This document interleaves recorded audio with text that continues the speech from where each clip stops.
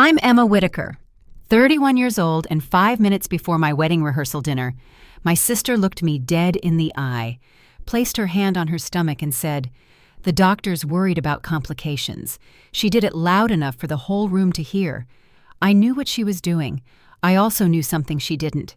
That everything she'd been living on for the past 5 years, her rent, her tuition, her car, had all come from one place. My bank account, the folder in my purse, held every proof I needed, and by the time dessert was served, she'd learned just how long I'd been holding this family together. Before we go any further, tell me where you're listening from today and hit that like button if you've ever carried a burden that no one around you even noticed. I grew up in a small town in Indiana, the kind where folks leave their doors unlocked and families go to the same church for generations. My parents ran a little shop on Main Street, gift items, home goods, seasonal decor, that kind of thing. They were proud of that place, always said it kept us close. My sister Stephanie is 4 years younger than me, and from the very start, she was the one everyone called special.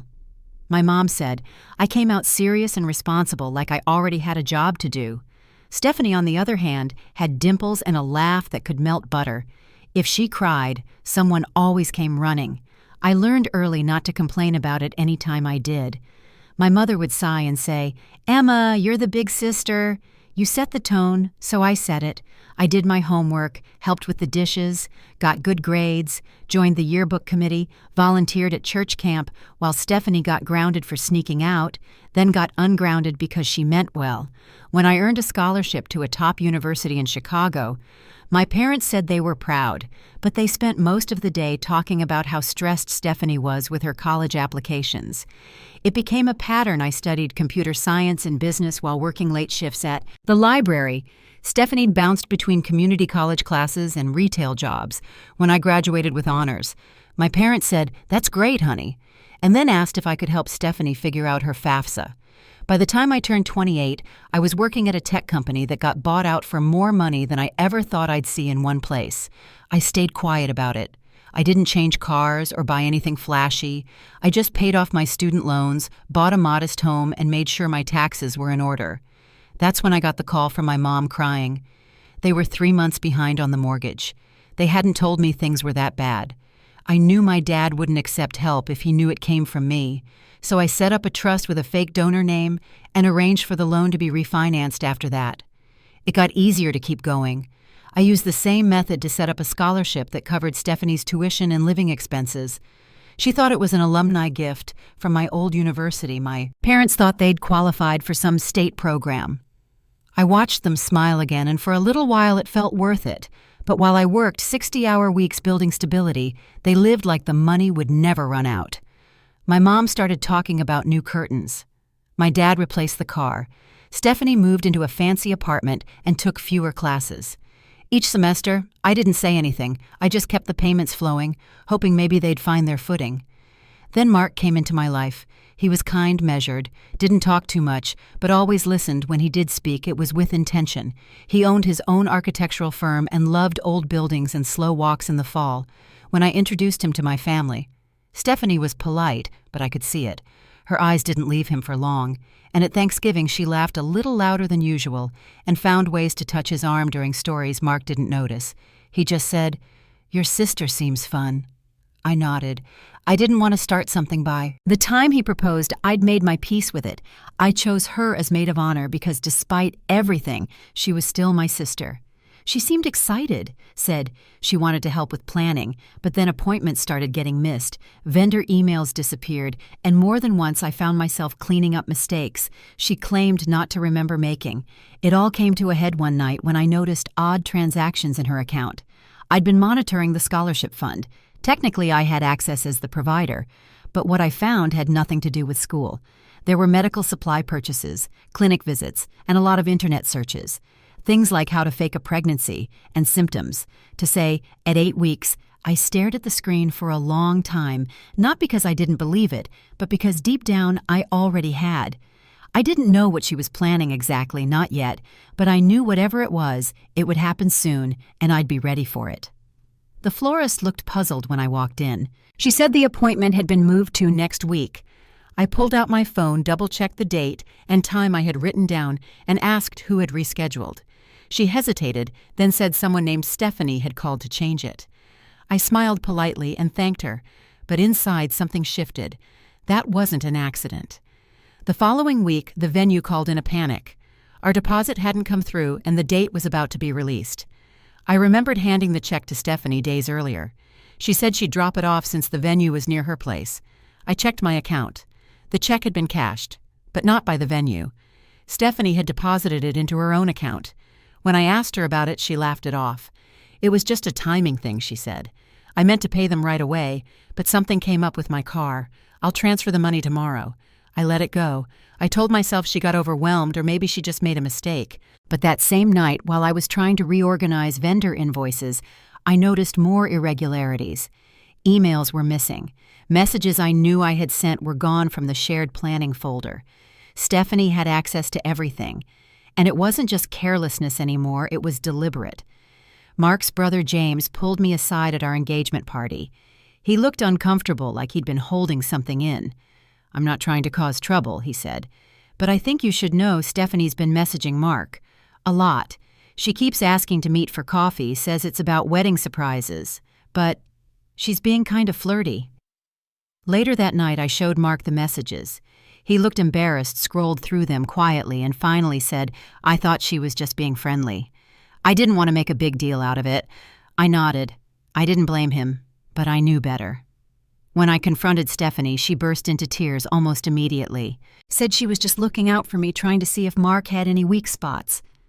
Then she turned away from me and checked her reflection in the mirror. She adjusted her hair, wiped her cheek, and turned back with a practiced quiver in her voice. From then on, she made vague comments about her health, doctor visits, blood work, symptoms she didn't want to talk about yet. She'd drop little hints at family dinners, then wave them away like she didn't want to make it about her. And somehow, it always became about her. During a bridesmaid dress fitting, she insisted she needed a larger size. The seamstress offered to adjust the seams. Stephanie shook her head. "I might need extra room in a few months," she said, just loud enough for the other bridesmaids to hear. Everyone gasped and asked questions. She acted surprised, said she couldn't confirm anything yet.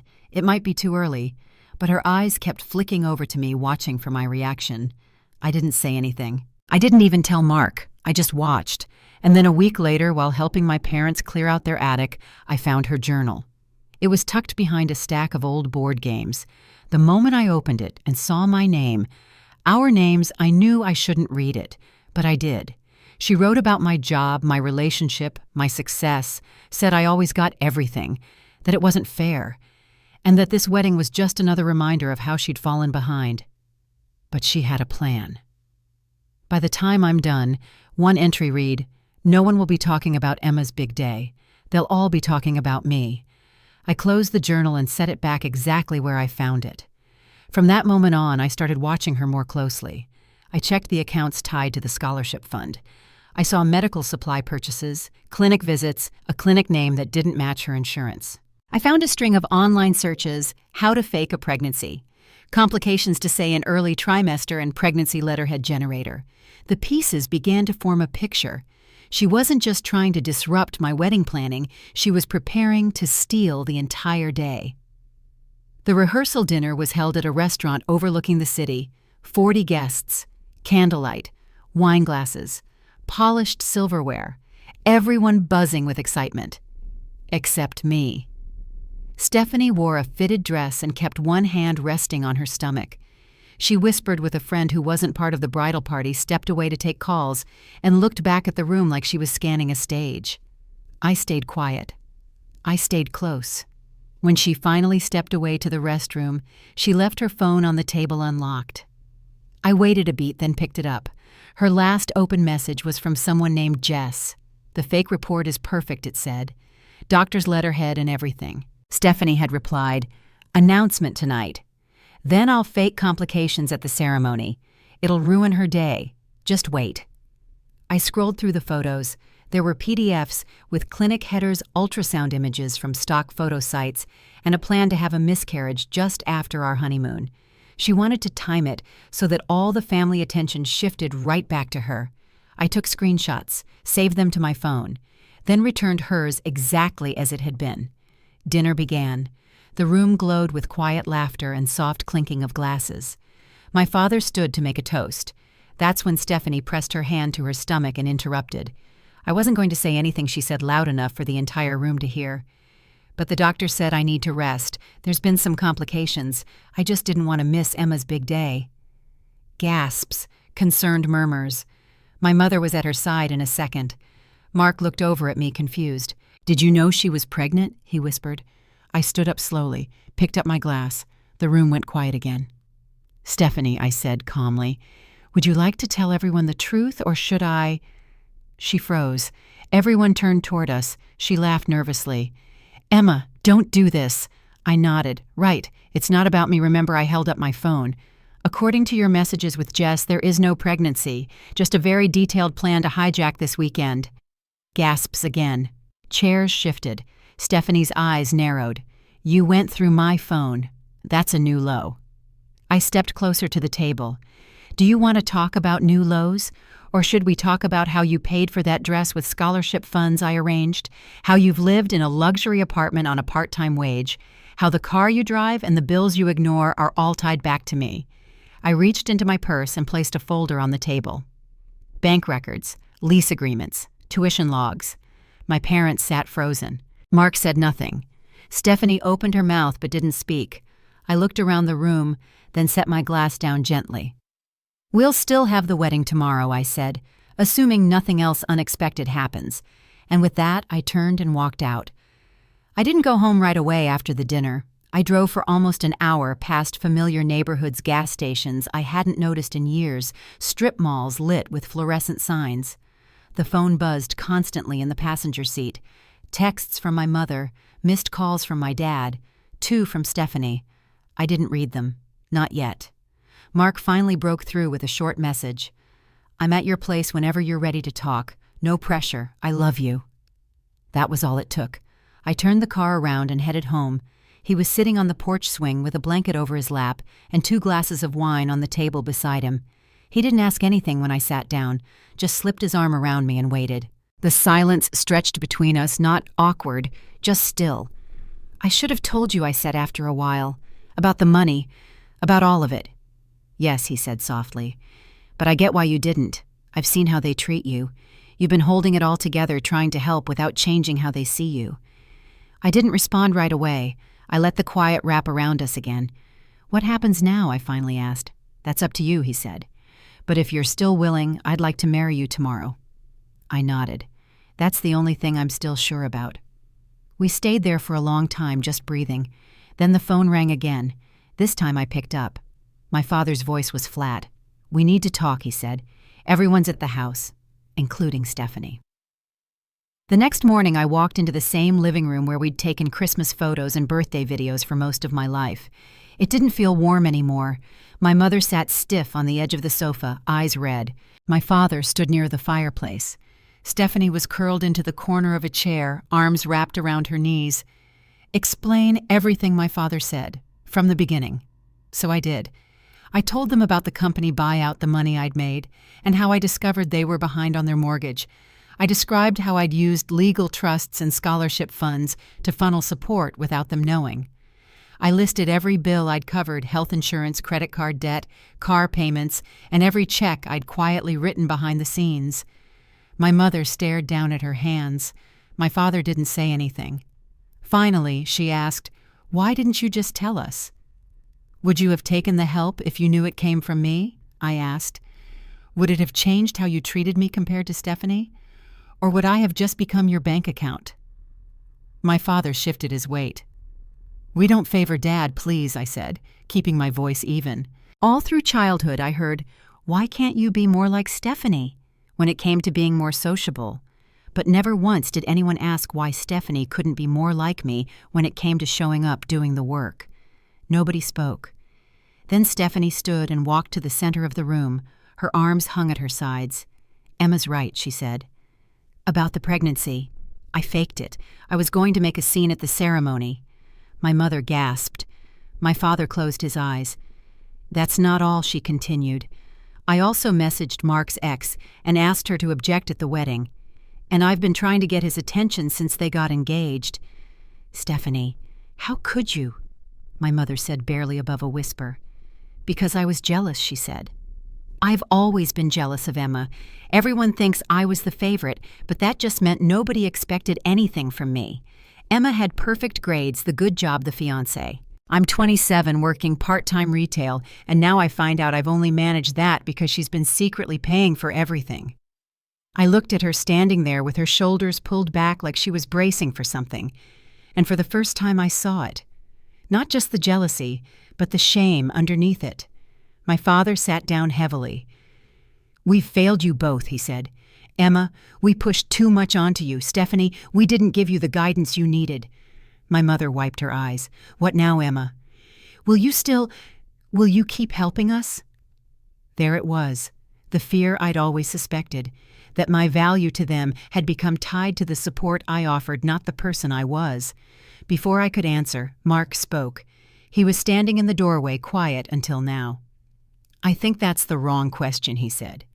Maybe the first step is figuring out how to rebuild trust, not who's covering which bill. The room fell silent again. I took a deep breath. The wedding's postponed, I said.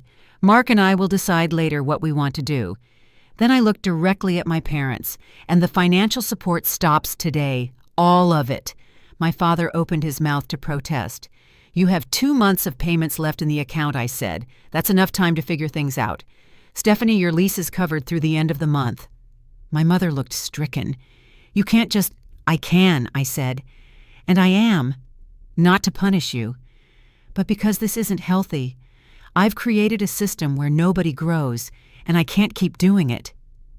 The room stayed quiet. Finally, Stephanie spoke again. She's right, she said. I need to try to stand on my own. Really stand. In the days that followed, the fallout spread. A few cousins reached out to say I'd been cruel. Others thanked me for finally drawing a line. I started therapy. Mark came with me to the first session, then waited in the lobby while I spoke alone. One evening, as we sat together with takeout containers between us, Mark looked over at me. You know, he said, your family's been living by a script. The responsible one. The favorite, the struggling parents. I nodded. But none of you chose those roles, he continued. They were handed to you. Maybe now's the time to rewrite them. That stayed with me. And a few weeks later, when I got a call from my father asking if I'd meet them for lunch, I said yes. We met at a small diner near the old train station, the kind with leather booths and chipped coffee mugs. My parents had picked the place. That alone said something. They were already there when I walked in. My father stood to greet me, pulling out a chair. My mother offered a cautious smile. No one mentioned the wedding. After we ordered, my dad cleared his throat. We've been working with a financial advisor, he said, trying to build a real budget, one that actually fits our income. We're selling the house, my mother added. Found a condo near the park. It's smaller, but we can manage. I listened, unsure of what I'd expected. Not this. They didn't ask for help. They didn't ask for anything. My father leaned forward slightly. Emma, we owe you an apology, not just for the money, but for how we let things get so uneven between you and your sister. We see it now. We didn't give you the support you needed, and we didn't give Stephanie the structure she needed. My mother nodded. We've started therapy, family therapy, all three of us. We'd like you to join when you're ready. I took a sip of my coffee and looked out the window. For the first time in a long time, I felt the edge of something shifting. Later that week, Mark and I sat on the porch going over everything. He suggested setting up a proper financial arrangement, not secretive or endless, just something clear with boundaries. It doesn't have to mean going back to how things were, he said. Just something manageable, if you want it. I thought about it for a few days. Then I called everyone to meet at Mark's house. We needed neutral ground. Stephanie arrived first. She looked different, simpler. Jeans, a clean blouse, no heavy makeup. Her hair pulled back. I got a job, she said, standing just inside the door. Office manager at Westfield Architecture. Carlos hired me. That's great, I said, surprised and relieved. How's it going so far? It's hard, she admitted. Being on time, following up on stuff. I've never had to actually be dependable before. But I like it. I think. My parents arrived soon after carrying a folder. My father opened it at the table. We've worked out a plan, he said. A budget based on our real income. The equity from the house sale will cover the condo. We've trimmed everything else down. And we'd like your feedback, my mother said. Not your help. I flipped through the folder. It was detailed. Rent, food, medical costs. No extras. It was lean, but it worked. I closed it and set it down. I'd like to make a proposal, I said. A one-time gift to help with the condo down payment. No strings attached, but not a secret either. Stephanie, if you decide to go back to school, I'll help with tuition, but only if you keep your grades up. And for emergencies only, I'll set up a fund with a trustee who's not me. I looked at each of them. This isn't a blank check. It's support with limits. To my surprise, my father shook his head. We appreciate it, but I think we need to do this on our own, at least for now. Maybe in a year we can talk again. I nodded. There was a long pause. Then Stephanie cleared her throat. There's something else, she said. I need to be honest. We all looked at her. For years I stole money from you, she said, looking down. From your wallets, from the business.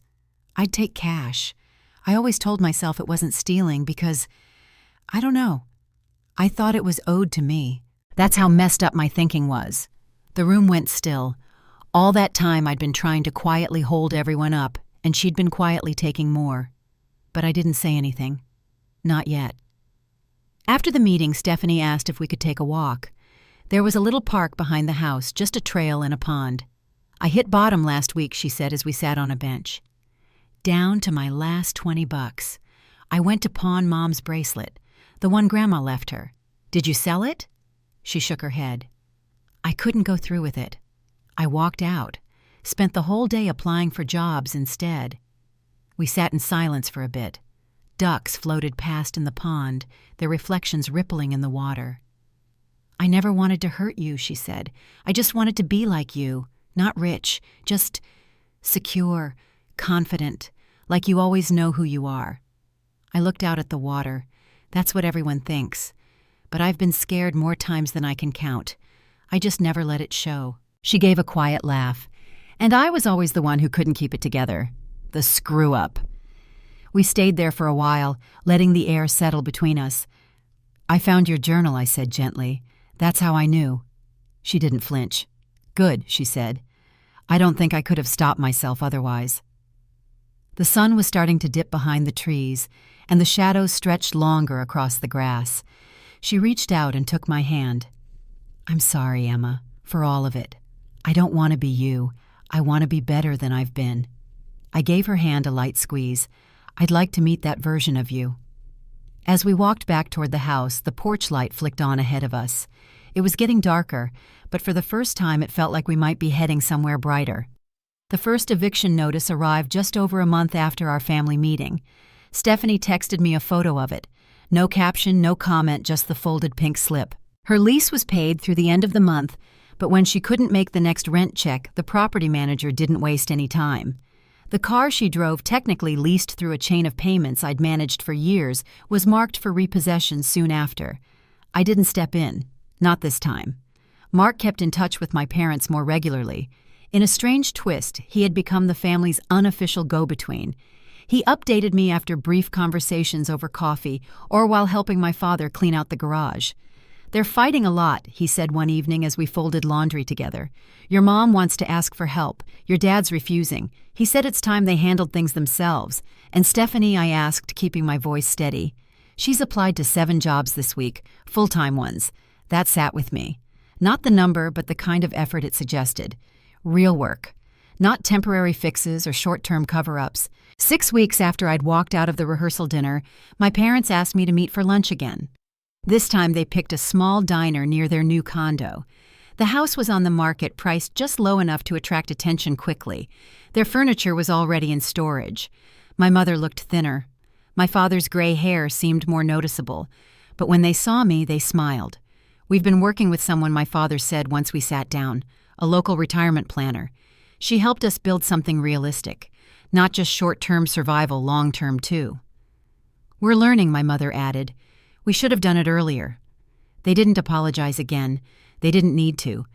I could see the effort in the details. That night, Mark suggested something I hadn't expected. What if we created something formal, he said. Not secret help. Not endless either, but something structured, like what may be a contribution toward their condo. As a gift, not a lifeline. Something clear. I didn't answer right away. Or help Stephanie with tuition if she decides to finish school, he added, but only with real terms in place. Academic progress, clear boundaries. It made sense, but I needed time. We arranged a family meeting at our house. Mark offered to host so it wouldn't feel too formal. Just familiar. Stephanie arrived early, no makeup, clean jeans, a tote bag slung over her shoulder. She looked more tired than before, but different. Calmer, somehow.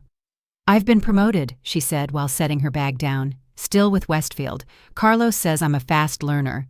"That's great," I said, and I meant it. My parents followed soon after. They brought printed copies of their revised budget along with a list of their upcoming expenses and expected income after the house sold. There was no fluff in it, just basics. Rent, utilities, insurance, groceries. "We think we can manage," my father said. "But we're open to feedback." I read through the pages, then I shared my own proposal. "I'd like to help with a down payment on the condo," I said. "One-time support, no repayment, not anonymous, just clear." I looked at Stephanie. "And if you go back to school," I added, "I'll help with tuition, but only if you maintain at least a B average. And keep working." She nodded slowly. And finally I said a small emergency fund, separate account, overseen by a third party, for real emergencies only. I waited for a response. What came next surprised me. "We appreciate it," my father said, "but we're going to say no. For now." I looked at him. "We need to do this on our own," he continued. "We need to prove to ourselves that we can. Maybe we revisit in a year." I didn't argue. We were quiet for a while after that, just sitting. Then Stephanie spoke.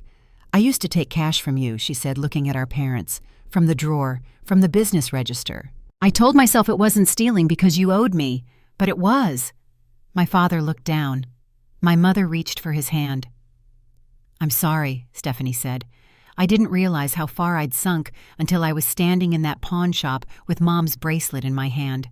I couldn't do it. I walked out and started applying for jobs. No one interrupted. We let her speak." After everyone left, Stephanie stayed behind. We took a walk around the block, the sky soft with early evening light. "I don't want you to think I'm asking for anything," she said as we turned the corner. "I don't," I replied. "I'm learning what it means to actually carry my own weight," she said. "It's harder than I thought, but it feels different, better." We passed a small community garden and stopped by the fence. A few volunteers were pulling weeds and checking irrigation. "I always thought you had everything figured out," she said. "But maybe none of us did." I nodded. "I'm just figuring it out day by day." She reached into her bag and handed me a folder. "Don't open it now," she said. "Just look at it when you have time. It's something I've been working on." Later that night, when the house was quiet, I opened it. It was a business plan. Simple, thoughtful. A design firm, small scale, focused on print and web branding. There were spreadsheets, timelines, notes in the margins. At the end was a handwritten note not asking for funding, just wanted your opinion. I set it down, closed the folder, and exhaled. Slowly. Maybe this wasn't the version of my sister I'd grown up with, but it might be the one I was meant to meet. 6 months after the rehearsal dinner, I stood in a dressing room at a small beachside venue, smoothing the fabric of my white linen dress. The air smelled like sea salt and lemon blossoms from the florist's delivery van. Waves rolled in steady rhythm just beyond the dunes. This wedding wasn't what we originally planned: 40 guests, instead of 200 local seafood, instead of plated entrees, wildflowers instead of orchids. But it felt right. My mother stepped into the room, quietly holding a pair of earrings in her hand. "You look beautiful," she said, her voice soft. She sat down beside me. We hadn't spoken much about that night in the restaurant. But since then, something between us had shifted. Without the money running underneath everything, our conversations had become more honest, sometimes halting, but real. She was learning to see me not as the responsible daughter who made everything run, but as a person. And I was learning how to let her. "Is Stephanie here?" I asked. My mother nodded. "She's down by the beach helping with chairs. She's nervous. She doesn't know where she fits today." I understood. She wasn't in the wedding party this time. We hadn't reached that place yet. but I'd invited her. That was something. The changes in our family had taken root slowly, but they were real. My parents sold their old house within a month and moved into a modest 2-bedroom condo. My father picked up consulting work a few days a week. My mother started selling handmade jewelry online. It didn't bring in much, but she seemed proud of it. Stephanie surprised everyone. She was still at Westfield Architecture and had recently been promoted to manage their internal branding projects.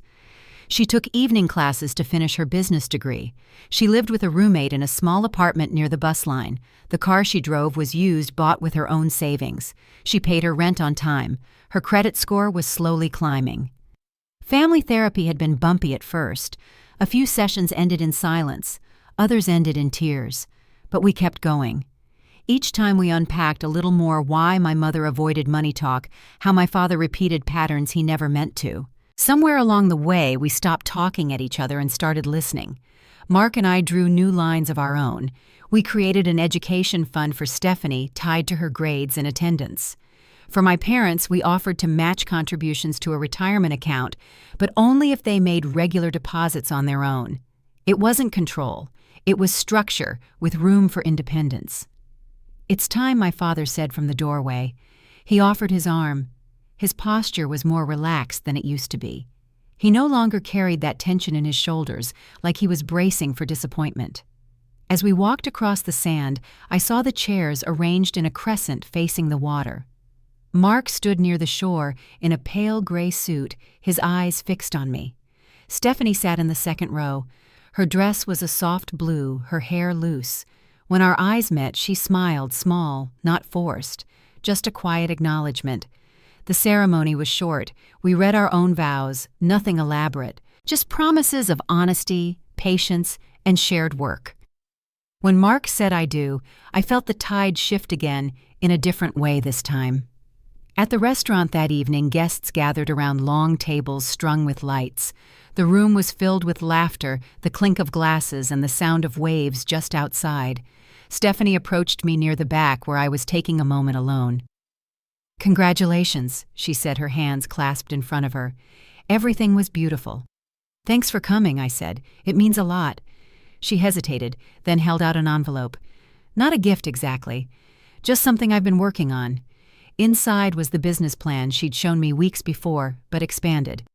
Better organized, with market research and a budget timeline.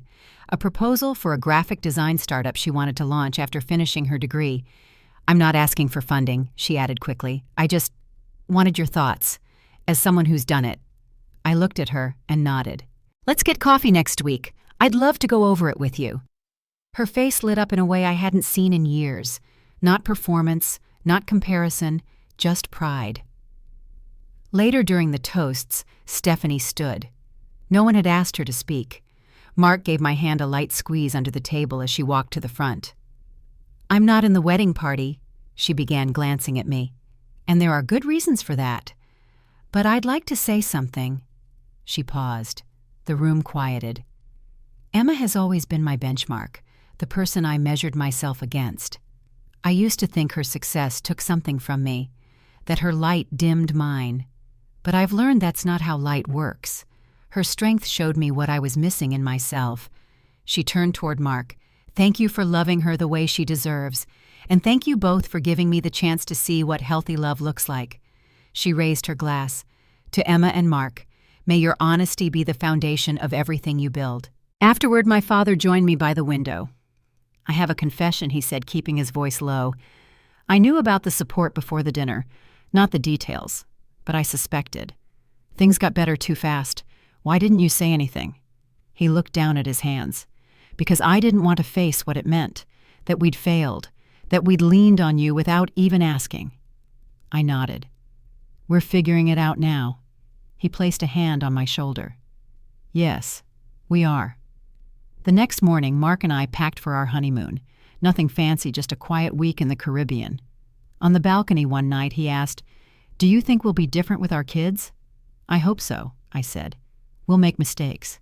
But we won't build our house on secrets." He nodded. "No invisible strings. Just love and clear floors to stand on." As the ocean rolled below us, I thought about the dinner that almost broke us. and the sister who nearly ruined my wedding. Now she was slowly becoming someone I could build something new with, not as her benefactor, not as her fixer, just as her sister. The day we got back from the honeymoon, the house felt quieter than I remembered. Not empty, just still. Mark unpacked the suitcases while I sorted through mail. Most of it was routine utility bills, catalogs, a few cards from friends who couldn't make the wedding. There was a note from Stephanie slipped under the door sometime during our week away. It was short, just a folded sheet of notebook paper, no envelope. Thank you for everything. I'm trying, I really am. I left it on the kitchen table and opened the laptop. There were a few messages from Stephanie waiting in my inbox, all with edits and updates to her business plan. One included a link to a grant program she wanted to apply for. She'd typed out a draft cover letter and asked if I had time to review it. We met at a coffee shop the next morning. She ordered tea and pulled a yellow legal pad from her tote bag. I got feedback from Carlos, she said, flipping to a page with hand-drawn charts. He suggested I narrow my client focus for year 1. I think he's right. I've already started redesigning the pricing tiers. She talked through her revisions voice, steady but unsure. When she paused, I looked across the table. This is solid, Stephanie. Really, you've thought it through. Her shoulders dropped just slightly. I didn't think you'd say that. Why not? I don't know, she said, twisting the edge of the paper. I guess I still think of myself as someone who fakes things, who talks big and delivers small. You're not that person anymore, I said. You're doing the work. That seemed to settle something between us.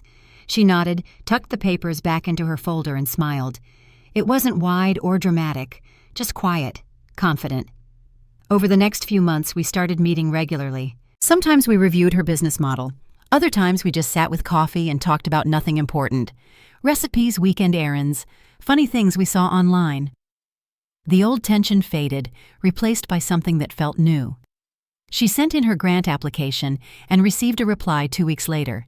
She didn't get it, but the response included personalized feedback, and she took every note seriously.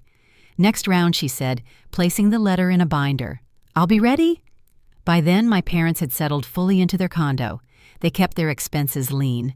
My mother's jewelry shop had found a small audience online, and my father started tutoring part-time at a local community college. They still argued sometimes, but now it was about how much to spend on groceries, not about who should have done more 20 years ago. During one of our therapy sessions, my father admitted he used to compare me and Stephanie because that's what his parents had done to him. It wasn't fair, he said, his voice rough, and I'm sorry. To both of you. Stephanie listened quietly. Then she said I wasn't ready to hear that before, but I am now.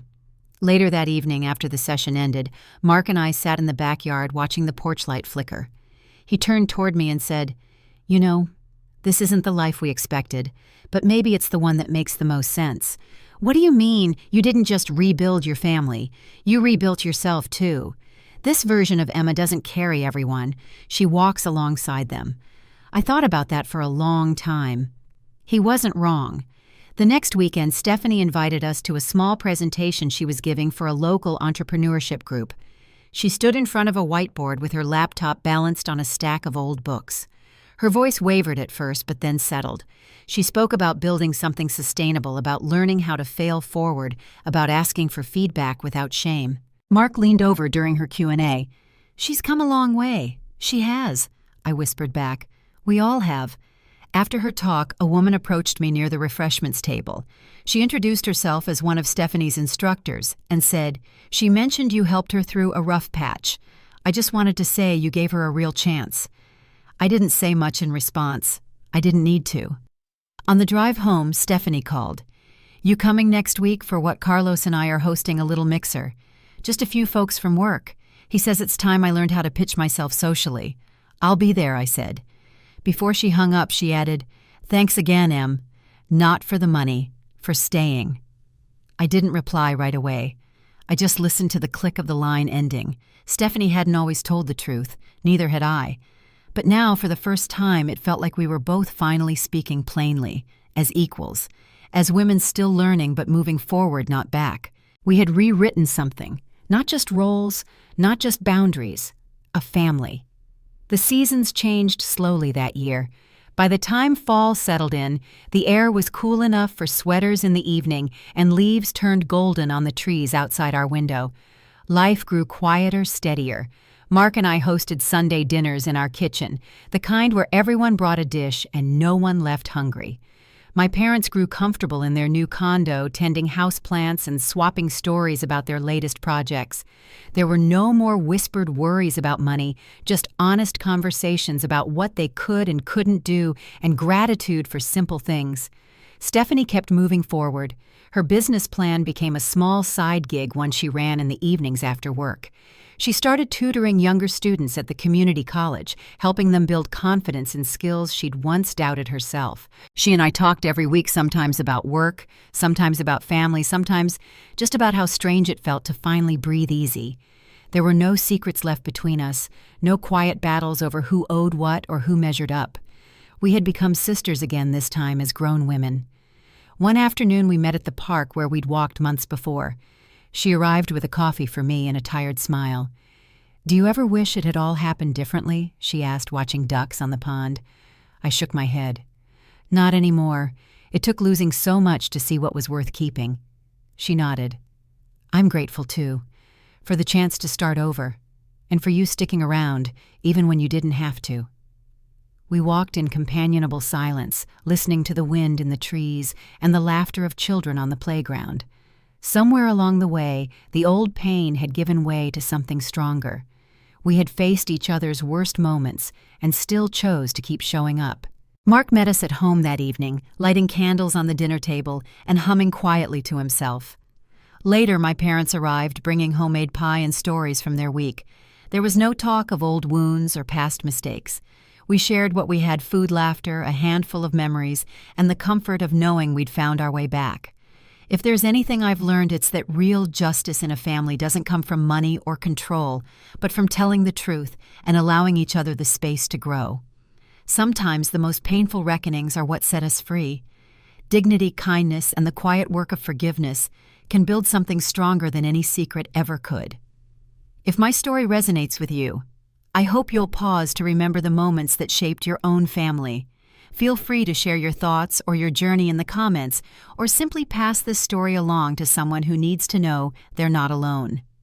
Thank you for listening.